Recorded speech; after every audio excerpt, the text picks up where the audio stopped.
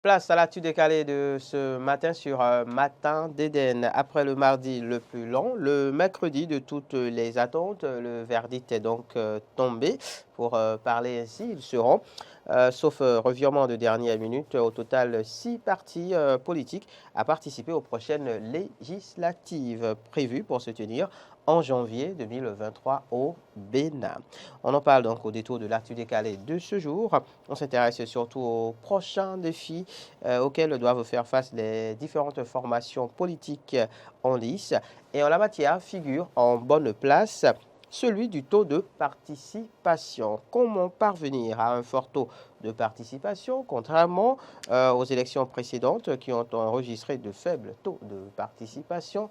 Le sujet nous intéresse, la question on se la pose et on vous la pose, amis téléspectateurs. Vos avis nous intéressent, vous pouvez nous appeler au 96 76 68 68 à compter de cet instant. On va faire les choses un peu différemment ce matin. Donc, on ouvre la ligne dès cet instant et vous avez la possibilité de nous appeler pour venir réagir par rapport au sujet. Le temps que me rejoigne en plateau, qui de droit, en temps opportun. Pour l'heure, donc, on procède ainsi. Vous pouvez nous appeler au 96 76 68 68. C'est le sujet, donc, au cœur de l'actu décalé du jour, qui s'affiche d'ailleurs à l'écran, législative 2023. Après le quitus fiscal, le taux de participation, le nouveau défi, puisqu'il faut rappeler, alors pour peut-être, on va dire, faire des précisions, qu'au sortir donc du dépôt des dossiers et après la première sortie du président de la Sénat pour faire part aux différentes formations politiques des couacs qu'il y a au niveau de leur dossier de candidature, les partis politiques ont mené des démarches pour justement aller se mettre à jour vis-à-vis de la Sénat et par là même vis-à-vis du fisc, puisque dans la majorité des cas, il s'agissait de défauts d'obtention de quitus fiscaux. Donc oui, les nombreuses démarches ont été effectuées par les uns et les autres. Et donc hier, on a pu apprendre que 6 formations ont obtenu un récépissé définitif leur donnant donc eh bien, le droit de participation aux prochaines élections législatives, ce qui fait que des partis comme eh bien, le NFN par exemple, dont on avait déjà enfin, entendu parler de la disqualification au premier abord, ne participera pas. Il en est de même pour le parti Les Démocrates qui, sauf revirement de dernière minute, ne participera pas. Le parti donc aux prochaines législatives. Il faut préciser que dans ce cadre, le parti Les Démocrates eh bien, a lancé un recours au niveau de la Cour constitutionnelle. D'ailleurs, le parti et la direction générale des impôts sont, disons, invités à prendre part à une séance aujourd'hui au niveau de la Cour constitutionnelle qui eh bien, statuera peut-être en faveur ou pas du parti Les Démocrates, puisque le parti estime avoir mené les démarches en temps opportun et estime que c'est au niveau donc de la Direction générale des impôts, comme on a eu à le dire plusieurs fois sur ce plateau, comme Laurent a eu à nous le rappeler plusieurs fois sur ce plateau, c'est au niveau de la Direction générale des impôts qui a eu de la lenteur, ce qui a pénalisé eh bien, le parti des démocrates dans l'obtention du quitus fiscal. La démarche menée par le parti voudrait aussi justement que on fasse une dérogation et qu'on permette justement aux partis, les démocrates, de pouvoir eh bien, substituer des noms sur sa liste, puisque vous, comme vous le savez, au niveau donc, eh bien, du code électoral, c'est du tout ou rien. Donc si une personne ou deux eh bien, ne sont pas en règle vis-à-vis du fisc, par exemple, c'est que c'est toute la liste qui est invalidée. Du coup, dans la démarche menée par le Parti des démocrates, ce qui est voulu, c'est qu'on puisse leur permettre exceptionnellement de changer des noms donc, de candidats sur cette liste pour pouvoir participer aux prochaines législatives. Alors la Cour donnera-t-elle raison au parti les démocrates? On le saura peut-être dans les heures à suivre, dans le courant de la journée. Pour l'heure, donc, puisqu'on a fini de parler de l'obtention des quitus fiscaux de manière tout à fait normale, d'autres défis attendent les partis politiques au rôle desquels celui rattaché donc au taux de participation. Les partis politiques, justement, comment doivent-ils travailler pour que le taux de participation au détour des prochaines législatives puisse être meilleur par rapport au taux de participation enregistré lors des dernières élections. C'est là toute la question et c'est la question qu'on vous fait justement ce matin sur Matin d'Éden au détour de l'actu décalé. Vous pouvez commencer par nous appeler au 96 76 68 68 96 76 68 68. Numéro donc à composer, numéro qui va s'afficher d'ailleurs à l'écran dans les instants à suivre et que vous pourrez composer pour venir réagir par rapport à la dite thématique. Laurent Roland Tonneikes qui nous a entre-temps rejoint en plateau, habillé de bleu ce matin. Il nous expliquera en temps opportun le comment du pourquoi. Laurent, bonjour. Oui, Ahmed Arekwa, bonjour amis téléspectateurs auxquels je présente le discours ce matin parce que j'ai une contrainte de dernière minute ce matin et il fallait ça arrive. Oui, on va recevoir un tout premier intervenant. On reçoit un tout premier intervenant et on vous revient. Alors, bonjour. Bonjour monsieur. Bonjour, il est parti. Il est parti. Alors oui, Laurent, la question qu'on se pose ce matin, elle est toute simple. Après le quitus fiscal qui constituait, il faut le dire, sinon qui constitue encore pour un parti, notamment les démocrates, un réel défi dans le cadre de ces législatives, en tout cas pour ce qui est de son obtention. Le nouveau défi, sinon un des nouveaux défis, c'est celui rattaché peut-être au taux de participation. Bien évidemment. Bonjour, bonjour monsieur. Bonjour. Oui, c'est Chabi Sika Saliou qui appelle depuis Calavi. Monsieur Chabi Sika Saliou de Calavi, on vous écoute. Bon, pour affaire du taux de participation, là, oui. Il n'y a qu'une seule solution si les démocrates n'iraient pas aux élections. Oui. C'est d'aider le seul parti d'opposition, MPL, là. Non, il y en a deux. Les aider, si possible, même aller faire la campagne avec eux pour qu'ils aient la majorité à l'Assemblée. D'accord. Monsieur Chabi Sika, permettez-moi de vous dire qu'il n'y a pas un seul parti de l'opposition, sinon qu'un seul parti de l'opposition qui participe aux prochaines législatives. Il y en a deux. Il y a la FCBE, puis le MPL. Allô? MPL, c'est une partie de l'opposition, non? Justement, vous avez dit un seul parti alors qu'il y en a deux. Vous avez dit un seul alors qu'il y en a deux. Ils sont deux partis de l'opposition à pouvoir y participer, à savoir la FCBE et le MPL. Non, je ne sais quoi dire. Hein. Oui. Oui, donc. D'accord. C'était juste une précision. Enfin, merci beaucoup. Okay, merci. Monsieur Chabi Sika Saliou. Oui, pour lui, peut-être, ce serait la solution. Oui, je crois que les démocrates, s'ils n'ont pas gain de cause du côté de la proposition. Parce qu'aujourd'hui, je crois qu'ils sont allés exposer. Oui, ils sont allés exposer. Il faut rappeler que, selon la loi... On reçoit un nouvel intervenant. Bonjour. Bonjour, il est parti. Il faut rappeler que selon la loi, quand vous devez payer les impôts et que vous avez payé 25%, vous pouvez avoir le quitus. Mais il se fait qu'ils ont réussi à payer jusqu'à 75%. Ils auraient réussi à payer jusqu'à 75% sans pouvoir avoir le quitus. Donc, c'est sur cette base qu'ils ont saisi la Cour constitutionnelle. Donc, on verra s'ils auront satisfaction aujourd'hui. Oui, bonjour monsieur. Bonjour monsieur. Bonjour, je vous appelle de Porto-Novo. Monsieur Innocent. Bonjour. Comment vous allez? Ça peut aller. Oui. On vous écoute. Bien sûr. Oui, bon. Oui, mais nous, mêlés, si on mêlés dans votre support. Oui. Alors, il parti les temps. Parti les temps. Et puis, il y a une mêlée, un accord support pour pas. Parce que au Carrefour, il y a mis tout le monde. Oui. Tout le monde, 2026. Oui, et la journée opposée est l'île de Méditerranée, pour le voter. Sinon, il y en a qui font parrainage les voyages de. N'est-ce pas? Et donc, on a attendu les forcer. Ok, merci beaucoup. D'accord, merci beaucoup, monsieur Innocent Yansounou de Porto-Novo. Bonne suite de journée à vous. Alors, salut à tout Porto-Novo. Il faut préciser que, comme vous l'avez dit, le taux de participation reste un défi parce que quand on regarde le taux de participation en 2019, en 2020, en 2021, on se pose des questions. Donc, il va falloir travailler à ce que... Il y a comme un désintéressement un manque des populations de oui. la chose politique. Bonjour. Monsieur Pogbe Mabou. Oui. Vous nous appelez d'où? Nous allons très bien, monsieur. Vous nous appelez d'où? J'appelle de Semekoni. D'accord, on vous écoute. Oui. Bon, et nous devons finir bon et to me fivo yekoto élection mais les tombé.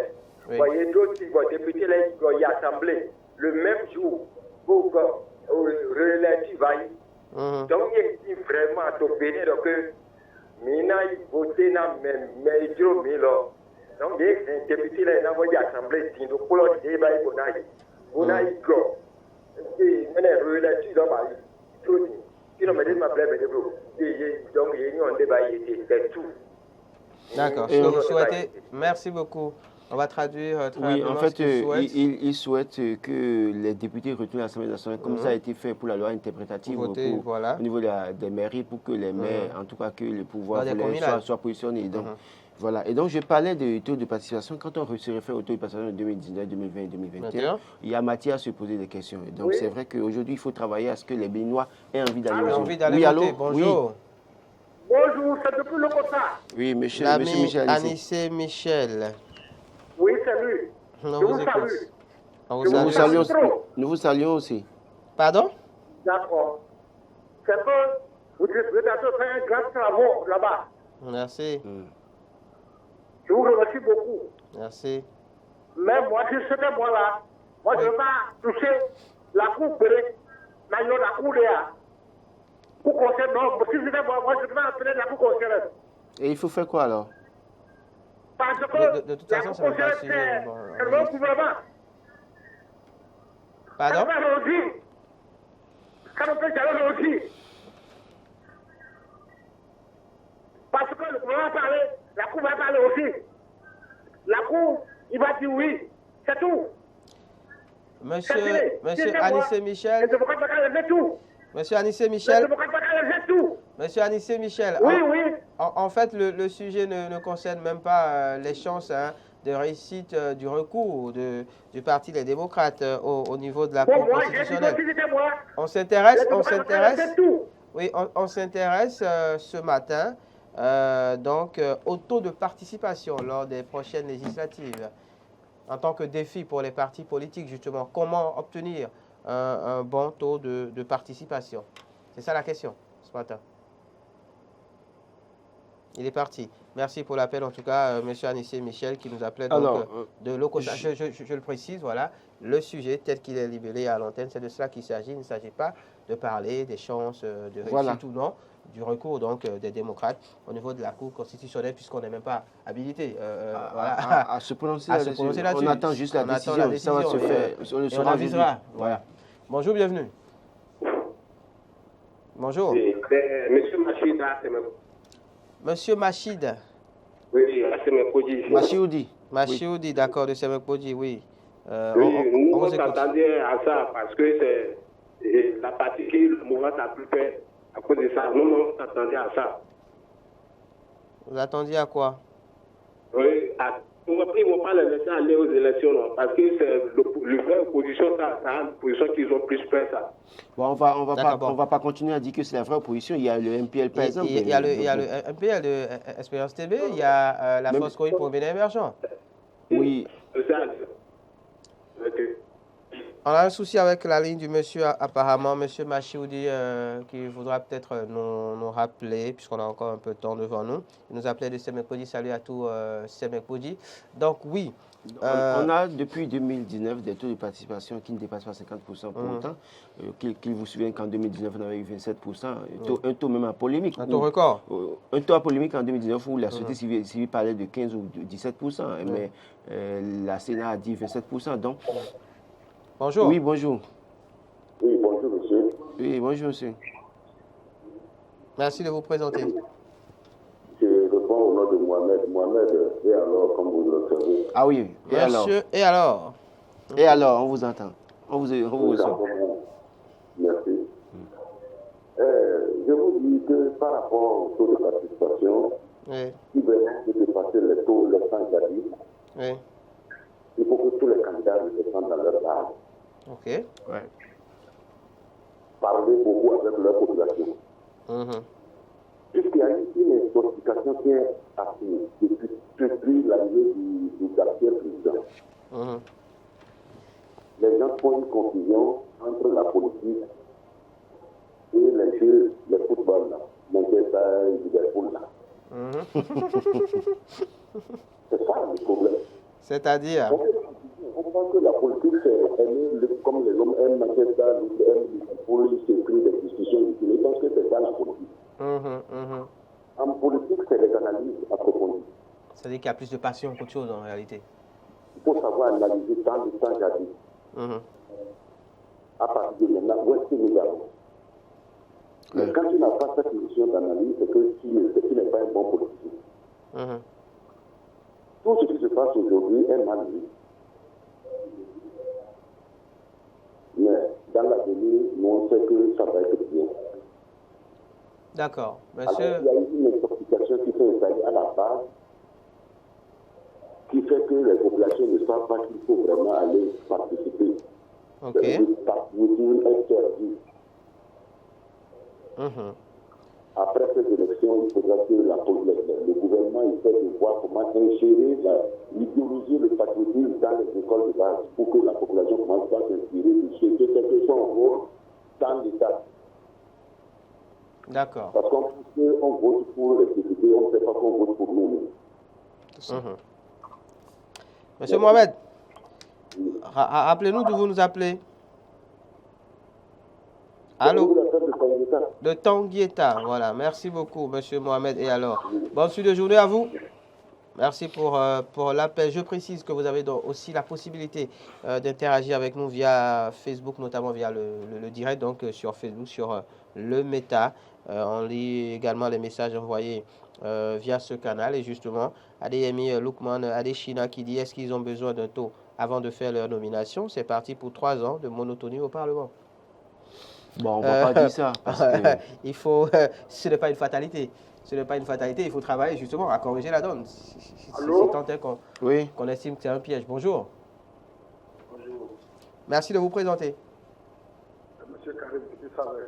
Monsieur Karim de Saveur, on vous entend faiblement. Veuillez parler un peu plus fort, s'il vous plaît. Monsieur Karim de Saveur. D'accord. Diminuez le volume de votre poste téléviseur. C'est super. On vous entend bien maintenant. Merci beaucoup, je le ferai. On a envoyé beaucoup à mon ami Laurent qui est devenu musulman. Je m'en serais passé. Bonjour à vous, monsieur Karim. Bon, ouais, le problème, c'est un d'être intellectuel, c'est un d'être cultivé. Jusque-là, nous avons des candidats intellectuels, on n'a pas des candidats cultivés. Candidat. Ok. En localité, ils disent tout ce que les gens ont fait. La politique, c'est un peu, excusez-moi le terme, les mensonges égales bonheur.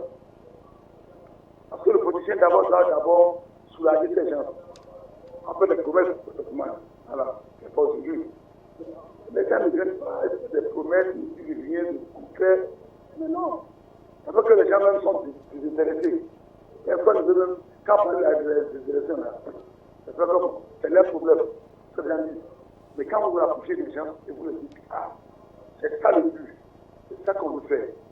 Et c'est ça là qui est important pour nous tous. Quand tu vas voter, que demain tu peux réclamer ce que tu veux. Mais quand on n'a pas voté, tu as réclamé les 12 millions de Pédinois. Mais c'est ça le grand problème. C'est pas la population qui ne veut pas voter. C'est les candidats qui ne veulent pas que la personne vienne voter. C'est ça le problème. Après l'opposition, le mouvement, c'est le bon problème. Encore qu'il n'y a pas de mouvement, il n'y a pas d'opposition. D'accord, selon vous. Il peut demain, il peut être un peu de vous, ce n'est pas fait de parler d'opposition. C'est un langage que les gens, comme c'est déjà dans le fonctionnaire, il faut l'employer. Sinon, il n'y a pas d'opposition. En Afrique, sinon, n'importe où. Selon vous, évidemment, M. Karim de Saveur. Merci beaucoup. M. Karim Le savait qui fait donc une nuance entre les politiciens intellectuels et les politiciens cultivés. Apparemment, ce sont les cultivés qui savent qu'il faut se rapprocher. Donc, oui, je crois que chaque candidat doit aller à la base pour rencontrer la population, parler de son programme, en tout cas ce qu'il veut aller faire à l'Assemblée nationale. Est-ce qu'il y va pour véritablement représenter le peuple ou bien il y va pour ses propres intérêts? Donc, vous imaginez un candidat aller rencontrer les militants et leur dire « j'y vais pour mes intérêts ». De toute façon... Bonjour, bienvenue. Bonjour, bienvenue. Amis téléspectateurs en ligne. Merci de vous présenter. Oui, c'est Boris de Paracou. Eric? Boris de Paracou. On vous écoute, monsieur Boris.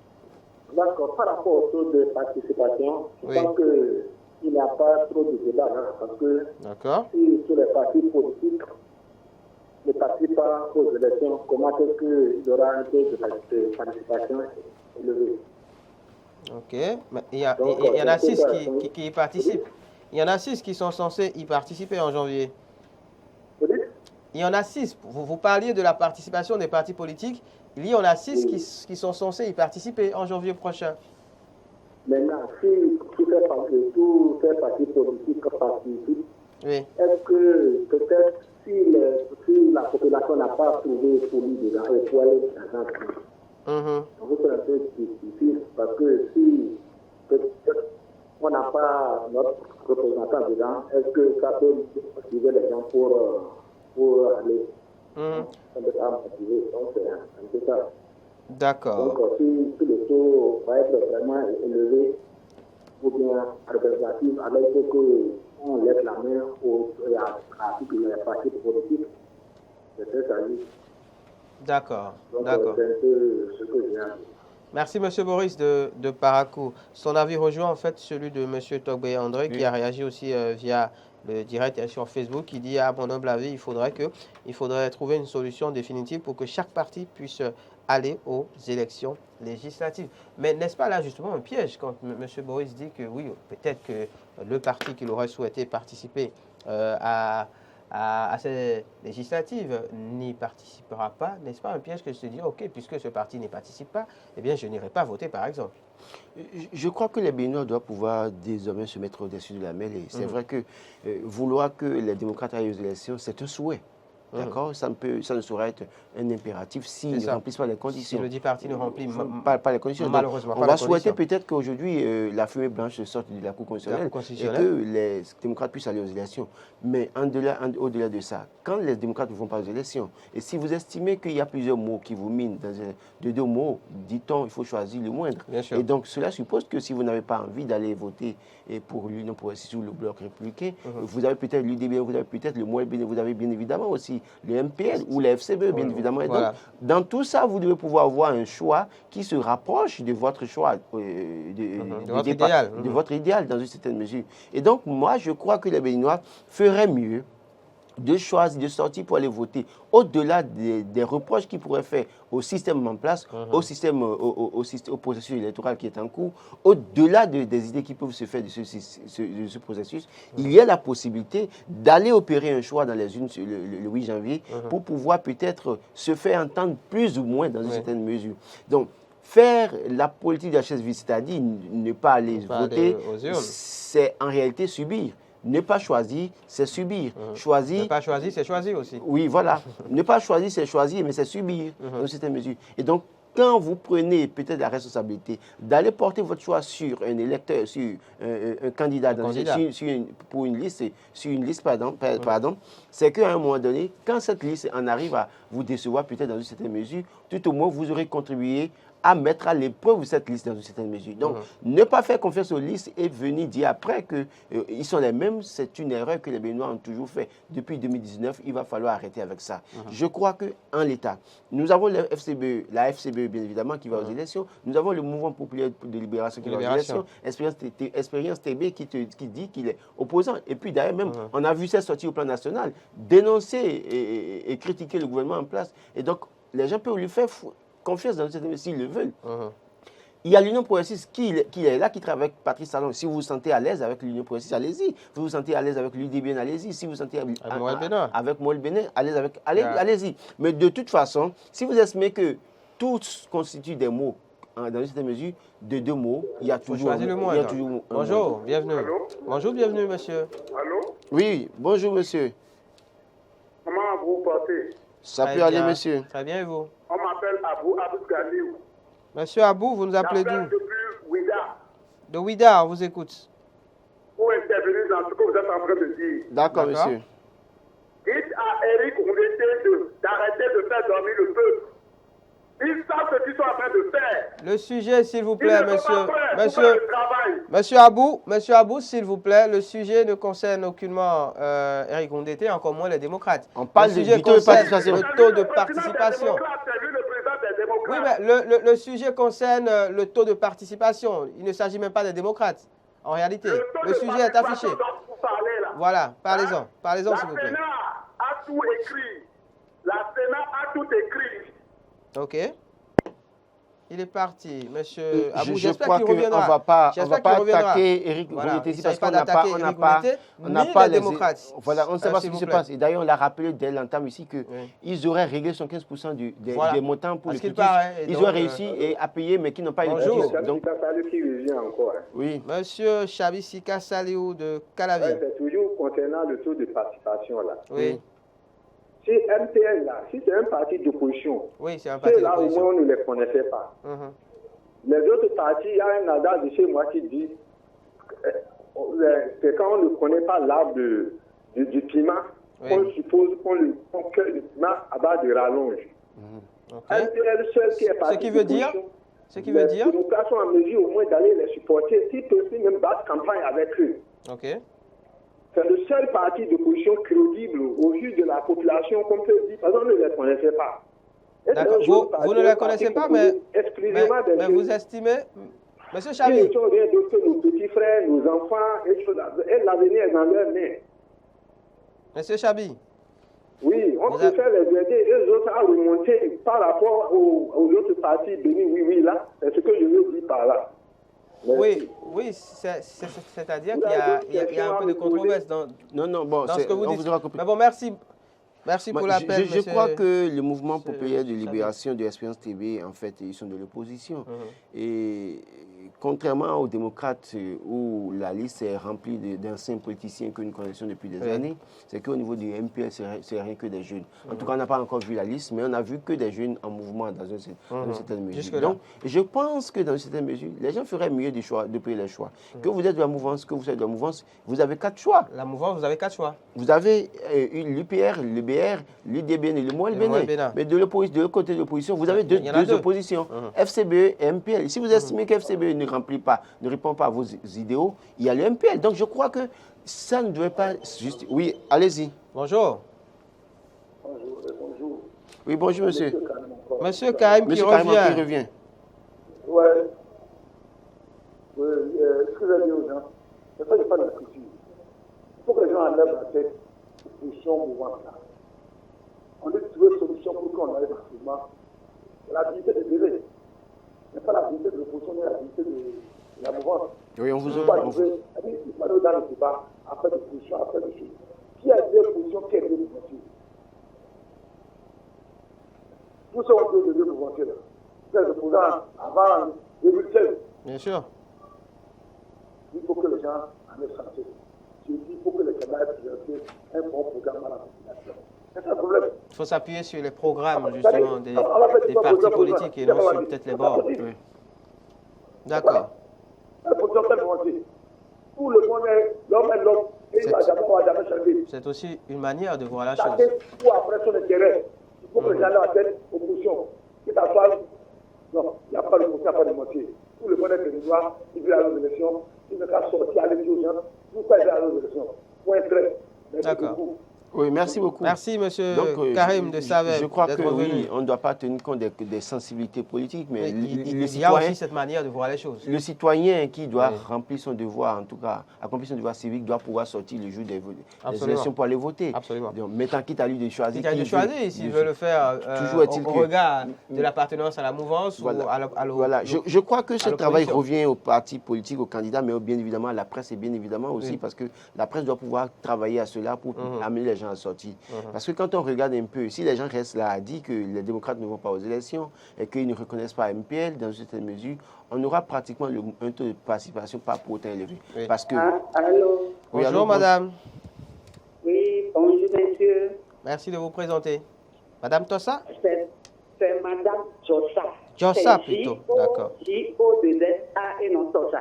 D'accord. Madame Jossa. Oui. Vous appelez de... J'avais appelé la dernière fois. Oui. J'appelle de Camblin ici à Bétabou. Camblin à Bétabou, d'accord. On vous écoute. On vous écoute. Bon, ce que moi je voulais dire par rapport à votre sujet là. Oui. Bon, est-ce que taux de participation, tout ça.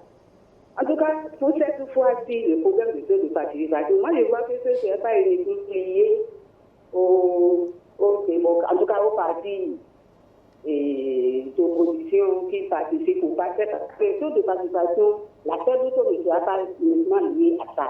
D'accord. En ce sens où moi ici, par exemple, j'étais à Cotonou.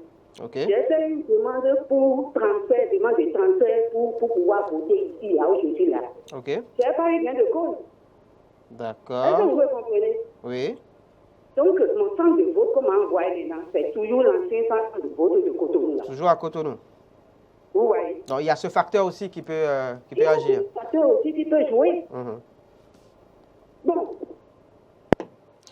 Elle est partie. Madame Je Jossa, crois que merci. les transferts avaient été opérés en ligne. De toute façon, si ça n'a pas été pris en compte, c'est qu'il y a certains transferts qui n'ont pas été pris en compte. Voilà, ça ne lui coûtait rien de peut-être se déplacer pour aller voter. L'essentiel, c'est que vous reconnaissez qu'en 2019, il y avait deux formations, UPR et BR. D'accord? Et on a eu les 27% à polémique. Maintenant, aujourd'hui, il y a 6 formations qui iront aux élections. 6, sinon, peut-être on attend la décision de la Cour constitutionnelle. On pourrait aller à 7, bien évidemment. Et c'est tout souhait pour Béninois que les démocrates aussi aillent aux élections, que les gens puissent se mesurer et qu'on sache maintenant qui est qui au Bénin et qui est véritablement représentatif du peuple à l'Assemblée nationale. Donc, oui, au-delà de tout ça. Donc, je crois que les Béninois doivent pouvoir se mettre au-dessus de la mêlée. Je le précise encore, pour dire nous allons voter le 8 janvier, pas en tenant compte de Patrice Talon, mais en tenant compte de qui nous allons envoyer à l'Assemblée nationale pour nous représenter. Si j'ai un candidat qui se trouve du côté des démocrates... En tenant compte, je ne vous coupe pas, mais encore plus précisément, du programme. Oui, bon, est-ce que les députés ont un programme? Pour autant, ils ont deux rôles à jouer. Contrôle de l'action du gouvernement et puis voter des lois, dans une certaine mesure. Donc, ils ont toujours quelques propositions. Quelques propositions, oui, justement. Je crois qu'à suivre Espérance TV, parfois, la dernière fois sur la télévision nationale, il parlait de ce que lui avait envie d'aller faire à l'Assemblée nationale. Donc, on doit pouvoir écouter chaque liste maintenant. Nous allons à l'Assemblée nationale pour faire quoi? Est-ce que nous y allons pour défendre les populations, pour soulever les problèmes qui minent aux populations, pour que le gouvernement puisse trouver des solutions? Et donc, il y a ces aspects qu'il faut aborder. Et puis, je dis... Oui. On reçoit un tout dernier intervenant. Bonjour. Oui, c'est moi, monsieur Michel encore. Monsieur Anissé Michel revient, on vous écoute. D'accord. Vous voyez, pourquoi on parle? Oui. Parce que depuis là, aucun parti ne nous défend pas. D'accord. C'est pourquoi on dit ça. Est-ce que ne parle pas? D'accord. Il dit oui. Il dit oui. C'est pas bon pour nous. Il dit oui. Voilà. Vous l'avez entendu, il dit oui, où? Alors, à quelle occasion? Mais monsieur Michel Anissé, oui. Vous êtes ami de D'accord Sossou qui est UPR, mais parfois, à vous entendre parler, c'est comme ça. De l'opposition. À vous suivre, parfois, on a comme l'impression que vous n'êtes pas UP, parce que ceux qui sont UP n'aiment pas avoir ce langage que vous avez. On ne vous fait pas un procès, de toute façon. Vous êtes libre. Il ne parle plus de la population. Ça nous réjouit. Il ne parle plus de la population. Ils ne font quoi? Il ne parle plus de la population. D'accord. Ils sont flux de population là, d'accord. Merci beaucoup, monsieur Michel Anissé. Merci, monsieur Anissé Michel, pour l'appel. Stop et fin de la libre antenne. Un mot pour finir sur la thématique, Laurent. Je crois que les Béninois feraient mieux d'aller aux urnes le 8 janvier pour voter. Ils ont une multitude de choix, contrairement à 2019, ils ont une multitude de choix. Et puis l'autre chose dont il faut tenir compte, c'est que les FCBE ont contribué à participer à l'élection de 2020. Le taux de participation était relativement élevé dans une certaine mesure. Et en 2021, bien évidemment aussi, le taux de participation était relativement élevé.